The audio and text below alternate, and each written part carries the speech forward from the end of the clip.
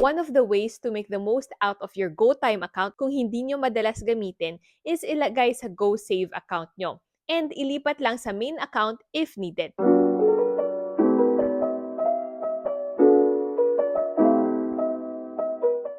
Why? Because your GoSave account earns up to 5% interest per annum and your main account doesn't. And don't worry, walang minimum balance si GoTyme. So even if zero balance yung main account nyo and everything is in GoSave, okay lang. To know how to open a GoSave account, check out this video. Here's how to transfer funds from your main account to your GoSave. Once you log in, click on GoSave. Then, click kung ano yung account na pagtatransferan nyo. Then, click Add Funds. Input your amount, tapos click Add Funds. Instantly, magre-reflect yung transfer nyo on your accounts.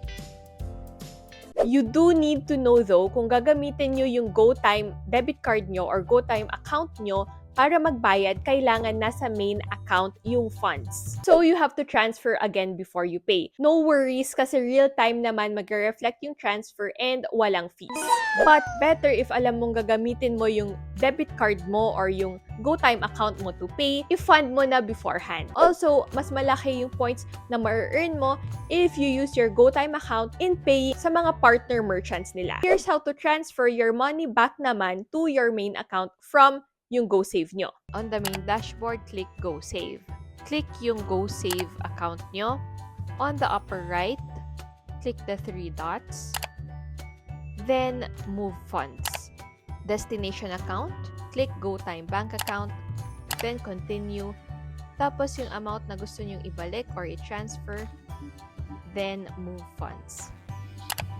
And there you go, instantly mag-reflect yung minove nyong fund.